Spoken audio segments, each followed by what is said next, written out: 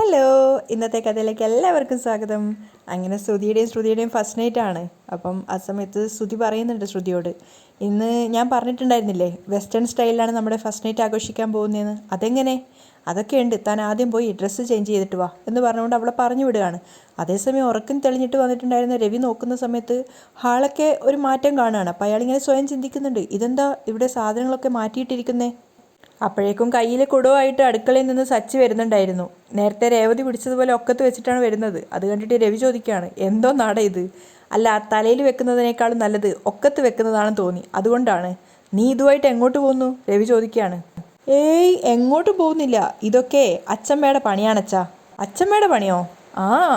സച്ചി അങ്ങനെ പറയുമ്പോഴേക്കും അടുക്കളയിൽ നിന്ന് അച്ചമ്മയും രേവതിയും കൂടെ ഇറങ്ങി വരികയാണ്. അച്ചമ്മയുടെ കയ്യിൽ നിറച്ചും ഒരുപാട് പപ്പടം ഉണ്ടായിരുന്നു. സച്ചി കണ്ണുകൊണ്ട് അച്ഛന് കാണിച്ചു കൊടുക്കുകയാണ് അച്ചമ്മ പപ്പടമായിട്ട് വരുന്നത്. അത് കണ്ടിട്ട് അച്ചമ്മ അടുത്ത് വന്ന സമയത്ത് രവി ചോദിക്കുന്നുണ്ട്, ഇതെന്താ അമ്മ ഇത്? ഇത്രയും പപ്പടം ഒന്നിച്ച് കഴിച്ചാൽ രാത്രി ഉറങ്ങാൻ പറ്റത്തില്ല. അതിനിത് കഴിക്കാനുള്ളതല്ല രവി, ഇത് ഉടയ്ക്കാനുള്ളതാ. ഉടയ്ക്കാനുള്ളതോ? അതെ, എൻ്റെ ഇവളുടെയും തലയിൽ ഉടയ്ക്കാൻ. സച്ചിയാണ് മറുപടി പറയുന്നത്.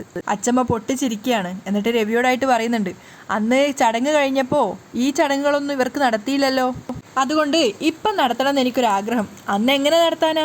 കല്യാണം കഴിഞ്ഞ് ഇവിടെ വന്ന ഉടനെ ഓട്ടാണെന്ന് പറഞ്ഞ് ഇവൻ പോയില്ലേ. തിരികെ വന്നതോ ശബരിമലയ്ക്ക് പോകാൻ വേണ്ടി മാലയിട്ടോണ്ട്. ആ ഒരു ദിവസം ആലോചിച്ചപ്പോൾ സച്ചിക്കും രേവതിക്കും ചെറുതായിട്ടൊരു ചമ്മലൊക്കെ വരുന്നുണ്ടായിരുന്നു. അപ്പം രവി പറയുന്നുണ്ട്, എന്തായാലും ഇന്ന് നടത്താമെന്ന് വിചാരിച്ചത് നന്നായി, എനിക്ക് സന്തോഷമായി. അദ്ദേഹം മനസ്സ് നിറഞ്ഞിട്ട് പറയാണ്. അപ്പം അമ്മയോട് ചോദിക്കുകയാണ്, അല്ല ചന്ദ്രയെ വിളിക്കണ്ടേ? ഒയ്യോ വേണ്ടായേ, വന്നാലേ അതും ഇതും പറഞ്ഞ് ഉള്ള സന്തോഷം കൂടി കളയും, അച്ചമ്മ പറയാണ്. അത് കേട്ടപ്പോൾ ചിരിച്ചുകൊണ്ട് രവി പറയാണ്, എടാ മകാനെ, ആ കുട അങ്ങോട്ട് വെച്ച് അവിടെ ഇരുന്നാട്ടെ. അപ്പോഴേക്ക് സച്ചിൻ തമാശയൊക്കെ ഇട്ട് ഉവ്വേ എന്ന് പറഞ്ഞിട്ട് കയ്യിലിരുന്ന കുട അവിടെ വെക്കുകയാണ്. അച്ചമ്മ കയ്യിലിരുന്ന പപ്പടം അവിടെ ടീപ്പോയി വെക്കുന്നുണ്ട്. അപ്പോൾ അച്ചമ്മ കയ്യിൽ നിന്നൊരു മോതിരം എടുത്തിട്ട് എല്ലാവർക്കും കാണിച്ചു കൊടുക്കുകയാണ്. ഇത് നിങ്ങളിൽ രണ്ടുപേരിൽ ആരെടുക്കുന്നു നമുക്ക് നോക്കാം, ഞാനിത് ഇതിലിടാൻ പോവാണ് എന്ന് പറഞ്ഞിട്ട് അച്ചമ്മ കുടത്തിലേക്ക് ആ മോതിരം ഇടുകയാണ്. അപ്പോഴേക്കും സച്ചി കൈയിട്ടിട്ട് അത് എടുക്കാൻ നോക്കുമ്പോഴേക്കും അച്ചമ്മ തടയാണ്. ഡാ, ഞാൻ പറയും എന്നിട്ട് എടുത്താൽ മതി. എന്നിട്ട് അച്ചമ്മ അവിടെ മാറി നിന്നിട്ട് റെഡിയായിട്ട് പറയാണ്, റെഡി. അതിനുശേഷം രണ്ടുപേരും അവിടെ മുട്ടുകുത്തിയിരുന്ന് കൈയൊക്കെ രണ്ടുപേരും ഇങ്ങനെ മത്സരം പോലെ തന്നെ കണ്ടിട്ട് രണ്ടുപേരും കൈ ആ കുടത്തിനകത്തേക്ക് ഇടുകയാണ്. രണ്ടുപേരും കട്ടക്കുള്ള മത്സരമാണ്, വിട്ടുകൊടുക്കാത്ത രീതിയിൽ. മാത്രമല്ല രവിയാണെങ്കിലും അച്ചമ്മയാണെങ്കിലും രേവതിയെ തന്നെയാണ് സപ്പോർട്ട് ചെയ്യുന്നത്. എടുക്കുമോളെ രേവതി, രേവതി എടുക്ക്, സച്ചിക്ക് വിട്ടുകൊടുക്കല്ലേ എന്നൊക്കെ പറഞ്ഞുകൊണ്ട് ഇങ്ങനെ അവളെ പ്രോത്സാഹിപ്പിക്കുകയാണ്. അപ്പോൾ രേവതിയാണെങ്കിലും കട്ടക്ക് സച്ചിയെ നോക്കിക്കൊണ്ട് അത് എടുക്കാനുള്ള ശ്രമത്തിലാണ്. രണ്ടുപേരും ആ മത്സരം നന്നായിട്ട് എൻജോയ് ചെയ്യുന്നുണ്ടായിരുന്നു. അവസാനം രേവതിയുടെ കയ്യിൽ തന്നെ ആ മോതിരം കിട്ടുന്നുണ്ടായിരുന്നു. പക്ഷെ അപ്പോഴും സച്ചി വിട്ടുകൊടുക്കാൻ ഭാവമില്ല. വീണ്ടും കട്ടക്കുള്ള മത്സരം നടന്നുകൊണ്ടിരിക്കുകയാണ്. ഇവർ രണ്ടുപേരും ഇങ്ങനെ നമ്മുടെ ഒരു മത്സരം നടക്കുമ്പോൾ പ്രോത്സാഹിപ്പിക്കലൊക്കെയാണ്. അപ്പ് അപ്പ് എന്നൊക്കെ പറഞ്ഞുകൊണ്ട് രേവതിയെ മാത്രമേ പ്രോത്സാഹിപ്പിക്കുന്നുള്ളൂ. സച്ചിയോട് രവി അടക്കം പറയുന്നുണ്ട്, നിന്റെ വേലയൊന്നും അവളുടെ അടുത്ത് നടക്കില്ല. അപ്പോഴേക്കും സച്ചി മോതിരം എടുത്തുകൊണ്ട് എഴുന്നേറ്റ് മാറുകയാണ്. എന്നിട്ട് ഒറ്റയ്ക്ക് തന്നെ സ്വയം പുഴത്തുകയാണ്. വിജയിച്ചേ, സച്ചി വിജയിച്ചേ, മോതിരം ഞാൻ എടുത്തേ. എടാ നീ കാണിക്കടാ, അച്ഛമ്മ പറയുന്നുണ്ട്. അതെന്താ എന്നെ വിശ്വാസമില്ലേ? ഇല്ല, നീ കാണിക്ക്. ടണ്ടടാങ്, സച്ചി മോതിരം കാണിച്ചു കൊടുക്കുകയാണ് എല്ലാവർക്കും. അപ്പോഴേക്കും രവിക്കും അച്ഛമ്മക്കൊക്കെ സങ്കടാവുക. ഷെടാ, എന്താ മോളെ രേവതി, നീ എടുക്കണ്ടേ? അച്ഛൻ ചോദിക്കുന്നുണ്ട്. അപ്പോൾ സച്ചി വിട്ടുകൊടുക്കുന്നില്ല. പിന്നെ എൻ്റെ അടുത്താ കളി. പക്ഷെ അച്ഛമ്മ പറയുന്നുണ്ട്, രേവതി വിട്ടു തന്നത് കൊണ്ടാണ് നീ എടുത്തേ. പിന്നെ അപ്പം രേവതി പറയുന്നുണ്ട്, മോതിരം ഞാൻ എടുത്തത് അച്ഛമ്മേ. അപ്പം എൻ്റെ കയ്യിൽ പിച്ചിട്ട് വേദനിപ്പിച്ചിട്ട് ആ മോതിരം വാങ്ങിച്ചെടുത്തതാ. എടാ മഹാഭാബി, എങ്ങനെയായാലും മോതിരം ഞാനല്ലേ എടുത്തത്. ആ, നീ ഒരു കാര്യം ചെയ്, ആ മോതിരം എടുത്ത് രേവതി മോളുടെ കയ്യിലേക്ക് ഇട്ട് കൊടുക്ക്. ഇല്ല, സച്ചി പറയാണ്. ആഹാ, നീ പിച്ച് വേദനിപ്പിച്ചെടുത്തതല്ലേ, ഇത് അച്ചമ്മയുടെ മോതിര, ഇത് ഞാൻ കൊടുക്കൂല. കൊടുക്കട അവക്ക്, അച്ചമ്മ വാത്സല്യത്തോട് പറയാണ്. ആഹാ, അപ്പം ഞാൻ ജയിച്ചത് വെറുതെ ആയോ? അപ്പം രവി പറയുന്നുണ്ട്, നീയല്ല, മോളാ ജയിച്ചത്, മോൾക്ക് മോതിരിട്ട് കൊടുക്കടാ. അവസാനം അച്ഛൻ്റെ വാക്ക് കേട്ട് അച്ഛനെയും അച്ചമ്മയെയും സാക്ഷി നിർത്തി രേവതിയുടെ കയ്യിലേക്കും ആ സച്ചി ആ മോതിരിട്ട് കൊടുക്കുകയാണ്. സ്നേഹത്തോടെ അവനവളെ നോക്കുന്നുണ്ടായിരുന്നു, പ്രണയത്തോടെ അവൾ തിരിച്ചും. അത് കഴിഞ്ഞപ്പോൾ അച്ചമ്മ സന്തോഷത്തോടെ പറയുന്നുണ്ട്, ഇനി നിങ്ങൾ ഇരുന്നോ, പപ്പടം എടുത്തോ, ആരംഭിച്ചോ.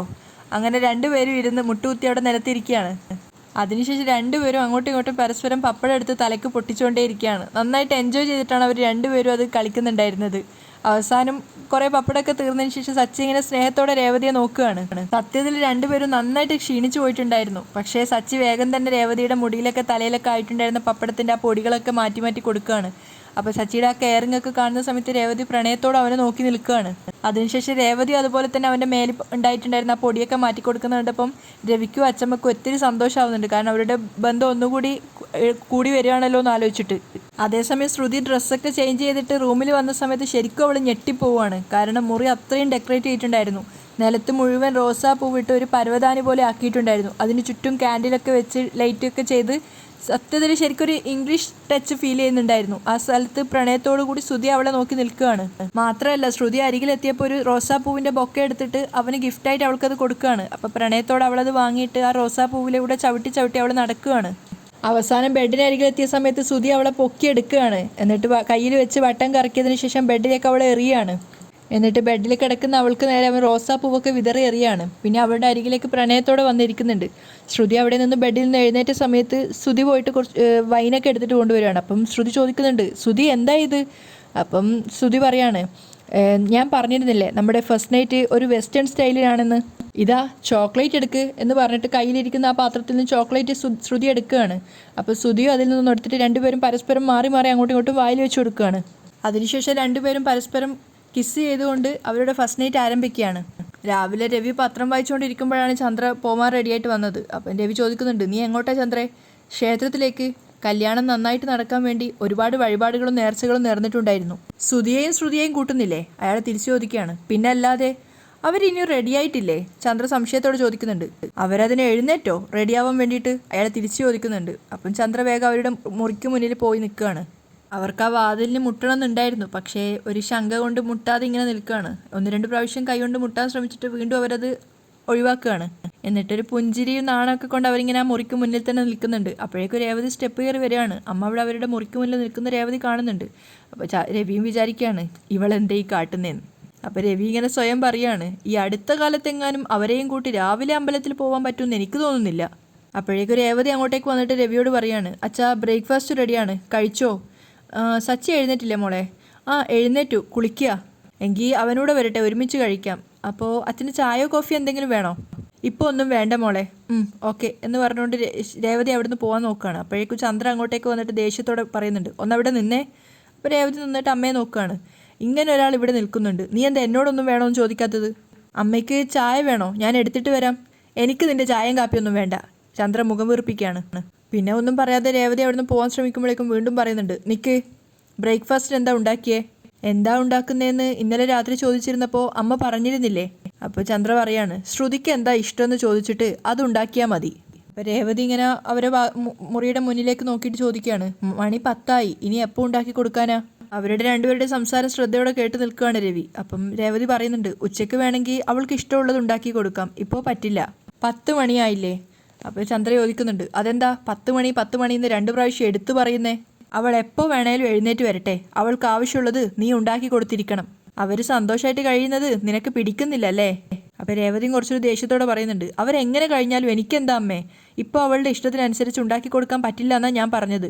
രേവതി പോകാൻ ശ്രമിക്കുമ്പോൾ വീണ്ടും ചന്ദ്ര പിടിച്ചു നിർത്തുകയാണ്. അവിടെ നിൽക്ക്, ഞാൻ പറഞ്ഞതുപോലെ ചെയ്തിരിക്കണം. അപ്പോൾ രേവതി രവിയെ നോക്കുകയാണ്. അത് കണ്ടിട്ട് രവി ചന്ദ്രയോട് ചോദിക്കുന്നുണ്ട്, അല്ല ചന്ദ്രേ, നീ എന്തിനാ രാവിലെ തന്നെ രേവതിയുടെ മെക്കിട്ട് കയറുന്നേ? മോള് ചെല്ല്. അപ്പോഴേക്കും രേവതി അവിടുന്ന് പോവാണ്. രേവതി പോയപ്പോൾ ചന്ദ്ര ദേഷ്യത്തോടെ അയാളോട് പറയുന്നുണ്ട്, നിങ്ങളിങ്ങനെ അവളെ സപ്പോർട്ട് ചെയ്യുന്നത് കൊണ്ടാണ് അവൾ എന്നെ ബഹുമാനിക്കാത്തത്. അപ്പോൾ രവി പറയുന്നുണ്ട്, അങ്ങോട്ട് ബഹുമാനം കൊടുക്കണം, എങ്കിലേ അത് തിരിച്ചു കിട്ടുള്ളൂ. അപ്പോൾ ചന്ദ്ര ചോദിക്കുക, എൻ്റെ അമ്മായിയമ്മയാണോ അവള് ബഹുമാനിക്കാൻ? നിൻ്റെ അമ്മായിയമ്മയെ നീ ബഹുമാനിക്കാറുണ്ടോ? വെറുതെ എന്നെ കൊണ്ട് കഴിഞ്ഞൊന്നും പറയിപ്പിക്കരുത് ചന്ദ്രേ, രവി ദേഷ്യത്തോടെ അവരോട് പറയാണ്. അപ്പോഴേക്കും സച്ചി അങ്ങോട്ടേക്ക് വരുന്നുണ്ട്. സച്ചി അവൻ ധരിച്ച ഷർട്ട് നോക്കിയിട്ട് തൃപ്തനല്ലാത്ത രീതിയിലാണ് നിൽക്കുന്നത്. എന്നിട്ട് രേവതിയെ വിളിക്കുകയാണ്. രേവതി. സച്ചിയുടെ വിളി കേട്ടപ്പോൾ തന്നെ രേവതി ഇതാ വരുന്നു എന്ന് പറഞ്ഞുകൊണ്ട് സ്റ്റെപ്പ് കയറി മുകളിലോട്ടേക്ക് വരികയാണ്. എന്താ വിളിച്ചേ? എൻ്റെ നീല കളർ ഷർട്ട് എവിടെ? ഷെൽഫിൽ തന്നെ കാണും. ഷെൽഫിലില്ല, ഇനി മടക്കി വെച്ചപ്പോഴെങ്ങാനും സുധിയുടെ ഷർട്ടിൻ്റെ കൂട്ടത്തിൽ പെട്ട് കാണുമോ? എടാ സുധി എന്ന് പറഞ്ഞുകൊണ്ട് സുധിയുടെ മുറിയുടെ വാതിൽ മുട്ടാൻ വേണ്ടിയിട്ട് നോക്കുകയാണ് സച്ചി. അപ്പോഴേക്കും ചന്ദ്ര പരിഭ്രാമത്തോടെ എടാ സച്ചി എന്നൊക്കെ പറഞ്ഞുകൊണ്ട് പിന്നാലെ പോകുന്നുണ്ട്. അപ്പോഴേക്കും സച്ചി 2 പ്രാവശ്യം സുധിയുടെ മുറിയുടെ വാതിൽ മുട്ടിയിട്ടുണ്ടായിരുന്നു. സുധി. അപ്പോഴേക്കും വേഗം ചന്ദ്ര സച്ചിയുടെ അടുത്തേക്ക് എത്താണ്. സച്ചി, നീ എന്താ ഈ കാണിക്കുന്നേ? എന്ത് കാണിക്കാൻ? എൻ്റെ ഷർട്ട് ആ മുറിക്കുള്ളിലുണ്ടോ എന്ന് നോക്കണം. നീ ഈ ഷർട്ട് ഇട്ടിട്ട് പോയാൽ മതി, നീ വാതിലൊന്നും തട്ടണ്ട, നീ ഈ മുറി കയറുകയും വേണ്ട. അപ്പോൾ സച്ചി ചോദിക്കുകയാണ്, ഈ മുറിയിൽ എന്താ കടിക്കുന്ന പട്ടികളുണ്ടോ? എങ്കിൽ പുറത്തൊരു ബോർഡ് വെക്ക്, അകത്ത് കടിക്കുന്ന പട്ടികളുണ്ട്, ആരും മുറിയിൽ പ്രവേശിക്കരുതെന്ന്. മാറിക്ക് അങ്ങോട്ട്. ചന്ദ്രയെ മാറ്റി നിർത്താൻ നോക്കുകയാണ്. അപ്പോൾ ചന്ദ്ര വീണ്ടും തടയാണ്. നിനക്കെന്താ പറഞ്ഞാൽ മനസ്സിലാവില്ലേ? നീ ഈ മുറി കയറണ്ട. അപ്പോൾ സച്ചി വീണ്ടും ചോദിക്കുന്നുണ്ട്, എന്തുകൊണ്ട് എനിക്ക് ഈ മുറിയിൽ കയറിക്കൂടാ? വിവരമുള്ളവർക്ക് മനസ്സിലാവും എന്തുകൊണ്ട് ഈ മുറിയിൽ കയറിക്കൂടാന്ന്. ചന്ദ്രക്ക് ദേഷ്യം വരികയാണ്. അതെങ്ങനെ? പഠിച്ചിരുന്നെങ്കിലല്ലേ വിവരം ഉണ്ടാവുള്ളൂ. അപ്പോഴേക്കും സച്ചിക്ക് ദേഷ്യം വരുന്നുണ്ട്. ഓ പിന്നെ, നിങ്ങൾ പഠിച്ച വലിയ ഡോക്ടറാണല്ലോ, ചന്ദ്രമതി MBBS MD. ഇവരുടെ രണ്ടുപേരുടെ അടികെട്ട് നിൽക്കുകയാണ് ശരിക്കും രവിയും അതുപോലെ തന്നെ രേവതിയും. അപ്പോൾ രവി ചോദിക്കുന്നുണ്ട്, ചന്ദ്ര നീ എന്തിനാ അവരെ തടയുന്നേ? അപ്പോൾ ചന്ദ്ര തിരിച്ചു പറയുന്നുണ്ട് രവിയോട്, മക്കൾ ഉറങ്ങിക്കോട്ടെ, എന്തിനാ അവരെ ശല്യപ്പെടുത്തുന്നേ? അത് കേട്ടപ്പോൾ സച്ചി അച്ഛനെ നോക്കിക്കൊണ്ട് ചന്ദ്രയോട് പറയുന്നുണ്ട്, മണി 10 ഇനിയും ഉറങ്ങി എഴുന്നേൽക്കാറായില്ലേ അവർക്ക്? അപ്പോൾ ചന്ദ്ര വീണ്ടും പറയാണ്, നിനക്കെന്താ പറഞ്ഞാൽ മനസ്സിലാവില്ലേ? ഒന്ന് ഇവിടുന്ന് പോയി തരുമോ? എനിക്ക് എൻ്റെ ഷർട്ട് കിട്ടിയാൽ ഞാൻ പോയിക്കോളാം, സച്ചി പറയുന്നുണ്ട്. അപ്പോഴേക്കും രവി ഇടപെടുകയാണ്, സച്ചി നീ അവിടുന്ന് പോവാൻ നോക്ക്, നീ പോയി ബ്രേക്ക്ഫാസ്റ്റ് കഴിക്ക്. മോളെ രേവതി അവനെ വിളിച്ചോണ്ട് പോ. അപ്പോൾ രേവതി അവനെ സച്ചിയെ വിളിച്ച് കൂട്ടിക്കൊണ്ട് പോവാണ്. അച്ഛൻ പറഞ്ഞതനുസരിച്ചിട്ട് സച്ചി രേവതിയുടെ കൂടെ പോകുന്നുണ്ട്. അപ്പോഴേക്കും ചന്ദ്ര വിജയിച്ച ഭാവത്തിൽ തലയെടുപ്പോടെ നിൽക്കുകയാണ്. സച്ചിയും രേവതിയും താഴെ ഇറങ്ങി വന്നപ്പോഴേക്ക് തന്നെ രേവതി ഭക്ഷണമൊക്കെ ആദ്യം ടേബിളിൻ്റെ മുകളിൽ വെച്ചിട്ടുണ്ടായിരുന്നു. സച്ചി വേഗം കാസറോൾ തുറന്നു നോക്കുന്ന സമയത്ത് പൂരിയാണ്. അത് കണ്ടപ്പോൾ തന്നെ സച്ചിക്ക് സന്തോഷമാവുകയാണ്. ഹായ് ഭൂരി, വേഗം തന്നെ വിളമ്പ് എന്നൊക്കെ പറഞ്ഞുകൊണ്ട് സച്ചി സന്തോഷത്തോടു കൂടി അവിടെ ഇരിക്കുകയാണ്. രേവതിയും പുഞ്ചിരിച്ചുകൊണ്ട് സച്ചിക്ക് പൂരി വിളമ്പി കൊടുക്കുന്നുണ്ട്. അപ്പോഴാണ് ചന്ദ്ര അവരുടെ സംസാരം കേട്ടുകൊണ്ട് താഴോട്ടേക്ക് വരുന്നത്. അവരുടെ രണ്ടുപേരുടെ ആ ഒരു ഐക്യവും സ്നേഹമൊക്കെ കാണുന്ന സമയത്ത് ചന്ദ്രയ്ക്ക് ശരിക്കും ഇഷ്ടപ്പെടുന്നേ ഇല്ല. താഴെ വന്ന് ചന്ദ്ര നേരെ ചോദിക്കുന്നുണ്ട്, എന്താ ഇത് പൂരിയോ? ആ, ശ്രുതിക്ക് ഇത് ഇഷ്ടമാണോ എന്ന് അറിയോ? അവളോട് ചോദിച്ചിട്ട് അവൾക്ക് ഇഷ്ടമുള്ളത് ഉണ്ടാക്കണമെന്ന് പറഞ്ഞതല്ലേ ഞാൻ. അപ്പം രേവതി പറയുന്നുണ്ട്, അമ്മേ ശ്രുതി എഴുന്നേറ്റ് വന്ന് ഇഷ്ടം പറയുന്നത് വരെ ബാക്കി എല്ലാവരും വിശന്നിരിക്കണോ അമ്മേ? ഇദ്ദേഹത്തിന് ഇഷ്ടം പൂരിയാ, അതുകൊണ്ടാണ് ഞാനിത് ഉണ്ടാക്കിയത്. അപ്പോഴൊന്നും സച്ചി ഒന്നും പറയുന്നുണ്ടായിരുന്നില്ല. പിന്നെ ലാസ്റ്റ് പറയാണ്, ആ അങ്ങനെ പറഞ്ഞു കൊടുക്ക് രേവതി. അതിനുശേഷം ബാജിക്കറിയുടെ മുറി തുറന്നിട്ട് വെറുതെ ചന്ദ്രയെ കൊതിപ്പിക്കാൻ വേണ്ടിയിട്ട്, എന്താ മണം, വിളമ്പിക്കോ എന്നൊക്കെ പറയാണ്. അപ്പോൾ രേവതി പുഞ്ചിരിച്ചുകൊണ്ട് അത് വിളമ്പാൻ നോക്കുമ്പോൾ ചന്ദ്ര ദേഷ്യത്തോടെ വീണ്ടും പറയുന്നുണ്ട്, ഇവൻ ഇഷ്ടമുള്ളത് ഈ വീട്ടിലുള്ള എല്ലാവരും കഴിക്കണോ? പക്ഷേ അതിന് മറുപടി പറയുന്നത് സച്ചിയാണ്, കഴിക്കാം കഴിക്കാതിരിക്കാം, ഒരു നിർബന്ധവും ഇല്ല. അപ്പോൾ ചന്ദ്ര ചോദിക്കുക, പിന്നെ പട്ടിണി കിടക്കണോ ഞങ്ങൾ? അതൊക്കെ നിങ്ങളുടെ ഇഷ്ടം. രേവതി ഉണ്ടാക്കിയത് ഇഷ്ടമാണെങ്കിൽ നിങ്ങൾക്ക് കഴിക്കാം, അല്ലെങ്കിൽ സ്വയം ഉണ്ടാക്കി കഴിക്കാം.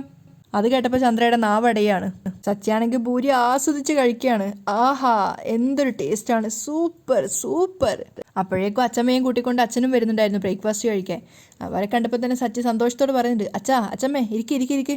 അപ്പോൾ അച്ഛമ്മ ചിരിച്ചുകൊണ്ട് പറയാണ്, പൂരിയും മസാലയും കണ്ടപ്പോൾ അവൻ്റെ ഒരു സന്തോഷം കണ്ടില്ലേ മോളെ? അപ്പോൾ സച്ചിയും പറയുന്നുണ്ട്, പൂരിയും മസാലയും രേവതി സൂപ്പറായിട്ടുണ്ടാക്കും, ആഹാ എന്താ ടേസ്റ്റ്. അപ്പോൾ രവിയും പറയുന്നുണ്ട്, പൂരിയും മസാലയും മാത്രമല്ല രേവതി മോൾ ഉണ്ടാക്കുന്ന എല്ലാ സാധനങ്ങൾക്കും നല്ല ടേസ്റ്റാ. അത് കേട്ടപ്പോൾ തന്നെ സച്ചിയും പറയുന്നുണ്ട്, രേവതി ഉണ്ടാക്കുന്നത്ര രുചിയുള്ള ഭക്ഷണം ഞാൻ എൻ്റെ ജീവിതത്തിൽ വേറെ കഴിച്ചിട്ടില്ല, സത്യം. അത് കേട്ടപ്പോൾ രേവതിക്ക് ഭയങ്കര സന്തോഷം തോന്നുകയാണ്. സൂപ്പർ. ഇതൊക്കെ ചന്ദ്രയെ ചൊടിപ്പിക്കാൻ വേണ്ടിയിട്ട് എരികേറ്റി പറയുന്നതാണ്. അത് കേൾക്കുമ്പോൾ തന്നെ ചന്ദ്രയുടെ മുഖം ദേഷ്യം കൊണ്ട് നിറയുന്നുണ്ടായിരുന്നു. ഇടയ്ക്കിടയ്ക്ക് ചന്ദ്രയെ നോക്കിയിട്ട് സച്ചി പറയുന്നുണ്ട്, പൂരിയുടെ മണടിച്ച് ചിലരുടെ വായിൽ കപ്പൽ ഓടിക്കാനുള്ള വെള്ളമുണ്ട്. ശരിക്കും ചന്ദ്രയ്ക്ക് കൊതി വരുന്നുണ്ടായിരുന്നു, പക്ഷെ അവരത് അടക്കി പിടിച്ച് നിൽക്കുകയാണ്. അത് മനസ്സിലാക്കിയിട്ടെന്നോണം തന്നെ സച്ചി പറയുന്നുണ്ട്, മിക്കവാറും ആ വായിൽ ഇന്നൊരു കപ്പൽ നങ്കൂരം ഇടും. രേവതിയാണെങ്കിൽ അമ്മയെ നോക്കുന്നുണ്ട്, അവർക്ക് കഴിക്കണമെന്നുണ്ട്. പക്ഷെ രേവതിയോടുള്ള അതൃപ്തി കാരണം ഇരിക്കാനും പറ്റുന്നില്ല. മാത്രമല്ല അച്ചമ്മയും രവിയും ഒക്കെ ചന്ദ്രയെ നോക്കിയിട്ട് ചിരിക്കുകയാണ്. അതേസമയം ഡ്രസ്സൊക്കെ ചേഞ്ച് ചെയ്തിട്ട് അമ്പലത്തിൽ പോകാൻ റെഡിയായിട്ട് നിൽക്കുകയാണ് ശ്രുതി. അപ്പോഴേക്കും വീണ്ടും വന്നിട്ട് ശ്രുതി കെട്ടിപ്പിടിക്കുന്നുണ്ട്. എന്താ ഇത്? അപ്പോഴേക്കും വീണ്ടും അവളെ പിടിച്ചിരുത്തിയിട്ട് ശ്രുതി പറയാണ്, എന്തിനാ എന്നെ രാവിലെ വിളിച്ചുണർത്തിയത്? കുറച്ചു നേരം കൂടി കിടന്നുറങ്ങായിരുന്നു. ക്ഷേത്രത്തിൽ പോയില്ലെങ്കിലേ ആൻറ്റി വഴക്ക് പറയും. അപ്പോൾ ശ്രുതി വീണ്ടും ചോദിക്കുന്നുണ്ട്, നമുക്കിന്ന് ക്ഷേത്രത്തിൽ പോകണോ ശ്രുതി? വേണ്ട, ഫുൾ ടൈം മുറിയടച്ച് നമുക്ക് ഇതിനകത്ത് തന്നെ ഇരിക്കാം. അപ്പോൾ ശ്രുതിക്ക് വലിയ താല്പര്യമില്ലാത്ത നോക്കാം. അപ്പം ശ്രുതി പറയുന്നുണ്ട്, ഇപ്പം തന്നെ എഴുന്നേറ്റ് റെഡിയാവാൻ നേരം വൈകി. അവരൊക്കെ എന്ത് കരുതുമാവോ? ഒന്നും കരുതില്ല. അങ്ങനെ പോയേ പറ്റൂ എന്നുണ്ടെങ്കിൽ നമുക്ക് കുറച്ച് കഴിഞ്ഞിട്ട് പോവാം. ശ്രുതി വീണ്ടും പ്രണയത്തോടെ പോവാണ്. അയ്യടാ, ഇപ്പം തന്നെ പോകണം, മനുഷ്യനെ വെറുതെ നാണം കെടുത്താതെ പോയി ചെന്ന് വാതിൽ തുറക്ക്. ശ്രുതി പ്ലീസ്, പിന്നെ പോവാം എന്നൊക്കെ പറഞ്ഞ് ശ്രുതി കുറേ കെഞ്ചുന്നുണ്ടായിരുന്നു. ഒരു ആദ്യ രാത്രി കഴിഞ്ഞതിൻ്റെ കുറേ കാര്യങ്ങളൊക്കെ. അവസാനം ശ്രുതിയുടെ വാക്ക് കേട്ടിട്ട് ശ്രുതി വാതിൽ തുറക്കുകയാണ്. അങ്ങനെ രണ്ടുപേരും കൂടെ താഴേക്ക് വരുന്നുണ്ടായിരുന്നു. രണ്ടുപേരും താഴെ എത്തിയപ്പോൾ ചന്ദ്ര പറയുന്നുണ്ട്, മക്കളെ ഇരിക്ക്, കഴിച്ചിട്ട് പോവാം. ക്ഷേത്രത്തിൽ പോയി വന്നിട്ട് കഴിച്ചാൽ പോരെ അമ്മേ? ആൻറ്റി ശ്രുതി ചോദിക്കുകയാണ്. സമയത്തിലായിരുന്ന വിചാരം, കഴിച്ചിട്ട് പോയാൽ മതി. അങ്ങനെ രണ്ടുപേരോട് ഇരിക്കാൻ പറഞ്ഞപ്പോൾ ശ്രുതി ഇരിക്കുന്നുണ്ട്. അപ്പം ബ്രേക്ക്ഫാസ്റ്റ് എന്താണെന്ന് കണ്ടപ്പോൾ തന്നെ ശ്രുതി ചോദിക്കുന്നുണ്ട്, ഇതെന്താ പൂരിയോ? അതെന്താ മോൾക്ക് പൂരി ഇഷ്ടമല്ലേ? ആൻറ്റി എനിക്ക് എണ്ണയിൽ പൊരിച്ചതൊന്നും ഇഷ്ടമല്ല, ഞാൻ കഴിക്കാറില്ല. അത് കേട്ടപ്പോൾ സച്ചി കളിയാക്കുകയാണ്, പൂരി എണ്ണയിലല്ലാതെ പച്ചവെള്ളത്തിൽ പൊരിക്കാൻ പറ്റുമോ അച്ഛാ? ശരിക്കും സച്ചി അങ്ങനെ പറഞ്ഞപ്പോൾ ശ്രുതിക്ക് ഇൻസൾട്ട് ചെയ്യുന്നതായിട്ട് ഫീൽ ചെയ്യുന്നുണ്ടായിരുന്നു. അതുകൊണ്ട് തന്നെ ആ ഒരു ദേഷ്യത്തിൽ വേഗം ശ്രുതിയോട് പറയുന്നുണ്ട്, ശ്രുതി ഹീ സ്റ്റെയറിങ് അറ്റ് മീ. അത് കേട്ടപ്പോൾ സച്ചി വാ പൊളിച്ചിട്ട് ശ്രുതിയെ നോക്കുകയാണ്. അതുപോലെ തന്നെ രേവതിക്കും മനസ്സിലായിട്ടില്ല, രവിയെ ഇങ്ങനെ നോക്കുന്നുണ്ട്. അതൊക്കെ മനസ്സിലായിട്ട്, അതായത് ഇവർക്കൊന്നും ഇംഗ്ലീഷ് അറിയില്ല എന്നുള്ള ഒരു അഹങ്കാരത്തോട് കൂടി തന്നെ ശ്രുതി മറുപടി പറയാണ്, don't mind, he is just an idiot. അപ്പം തന്നെ സച്ചി ദേഷ്യത്തോട് പറയുന്നുണ്ട്, എന്താടാ രണ്ടുപേരും കൂടി പൊലമ്പുന്നേ? മനസ്സിലായില്ലല്ലേ? മിണ്ടാതെ മുമ്പിലുള്ളത് ഇരുന്നിട്ട് കഴിച്ചിട്ട് എഴുന്നേറ്റ് പോവാൻ. ശ്രുതി വലിയ ആളാവാണ്. സച്ചി വിട്ടുകൊടുക്കുമോ? സച്ചി പറയുന്നുണ്ട്, എഴുന്നേറ്റ് പോകണോ ഇവിടെ തന്നെ കിടന്നുറങ്ങണോന്ന് ഞാൻ തീരുമാനിച്ചോളാം. നീ ചെന്നേ പച്ചവെള്ളത്തിൽ നിന്റെ കെട്ടിയോൾക്കെ പൂരി പൊരിച്ചു കൊടുക്ക്. അപ്പോഴേക്കും ചന്ദ്ര ഇടപെടുന്നുണ്ട്, ശ്രുതി നീ അവനോടൊന്നും സംസാരിക്കേണ്ട, നിനക്ക് പൂരി മസാലയും വേണോ? വേണം. ശ്രുതി വേഗം പ്ലേറ്റ് എടുത്തിട്ട് പൂരി എടുക്കാൻ നോക്കുകയാണ്. നല്ല വിശപ്പുണ്ട് എന്ന് പറഞ്ഞുകൊണ്ട് ശ്രുതി എടുക്കാൻ നോക്കുമ്പോഴേക്ക് ശ്രുതി അങ്ങോട്ട് വന്നിട്ട് പറയുന്നുണ്ട്, ശ്രുതി രാവിലെ തന്നെ ഇതൊന്നും കഴിക്കരുത്, നല്ല അസിഡിറ്റി വരും. അത് കേട്ടപ്പോൾ തന്നെ സച്ചി പറയാണ്, അതെ, ഒരിടത്ത് ഒരേ ഇരിപ്പിരുന്നാലേ നല്ല അസിഡിറ്റി വരും. ഓടിച്ചാടി നടന്ന് ജോലി ചെയ്താൽ ഒരു ടീം വരില്ല അല്ലേ അച്ചമ്മേ? അത് അല്ലാതെ പിന്നെ ദിവസവും കഴിക്കരുതെന്നേ ഉള്ളൂ, വല്ലപ്പോഴും കഴിക്കുന്നത് കൊണ്ട് ഒരു പ്രശ്നവും ഇല്ല. അച്ചമ്മയെ സപ്പോർട്ട് ചെയ്യാണ്. അത് ശ്രുതിക്ക് വീണ്ടും ഇൻസൾട്ടായിട്ട് തോന്നുകയാണ്. ശ്രുതിയെ ഇൻസൾട്ട് ചെയ്യുമ്പോൾ തന്നെ ചന്ദ്രയ്ക്കും ശ്രുതിക്കും ഓൾറെഡി ഇൻസൾട്ട് ആവും. അപ്പോൾ സച്ചി വീണ്ടും പറയുന്നുണ്ട്, നോക്ക്, ഇത്രയും വയസ്സുള്ള അച്ചമ്മ കഴിക്കുന്നു. അച്ചമ്മ തോട്ടത്തിൽ ഓടിച്ചാടി നടന്ന് ജോലി ചെയ്യുന്നത് കൊണ്ട് അച്ചമ്മയ്ക്ക് ഒരു കുഴപ്പമില്ല. എല്ലാ സമയവും നിന്ന് ജോലി ചെയ്യുന്നത് കൊണ്ടാണ് നിനക്ക് അസിഡിറ്റി വരുന്നത്. ശ്രുതിയെ നോക്കിക്കൊണ്ടാണ് സച്ചി പറയുന്നത്. പക്ഷെ ശ്രുതി വിട്ടുകൊടുക്കുന്നില്ല. എല്ലാ ജോലിയും ഓടിച്ചാടി നടന്ന് ചെയ്യാൻ കഴിയില്ല. ദിവസം മുഴുവൻ നിന്ന് ജോലി ചെയ്യുന്നതിനും നല്ല ബുദ്ധിമുട്ടുണ്ട്. അപ്പോൾ സച്ചി ഒന്നും തിരിച്ചു പറയുന്നില്ല. ആ അവസരത്തിൽ ചന്ദ്ര കയറി കൊത്തുകയാണ്. ചന്ദ്ര പറയുന്നുണ്ട്, അത് ഇവന് പറഞ്ഞാൽ മനസ്സിലാവില്ല മോളെ. കാർ ഓടിക്കുന്നതാ ഏറ്റവും വലിയ ജോലി, അതിനപ്പുറം ലോകത്ത് വേറൊരു ജോലി ഇവൻ അറിയില്ല. അപ്പൊ രവി ചോദിക്കുന്നുണ്ട്, ചന്ദ്രേ, എന്താ നിനക്കൊരു പുച്ഛം? കാർ ഓടിക്കുന്നതും ഒരു ജോലി തന്നെയാ. ഓ പിന്നെ ഒരു ജോലി, ചന്ദ്ര പരിഹസിക്കുകയാണ്. അപ്പൊ എല്ലാവരും ദേഷ്യത്തോടു കൂടി ചന്ദ്രയെ നോക്കി നിൽക്കുകയാണ്. അവിടെയാണ് ഇന്നത്തെ എപ്പിസോഡ് വൈൻഡപ്പ് ചെയ്യുന്നത്.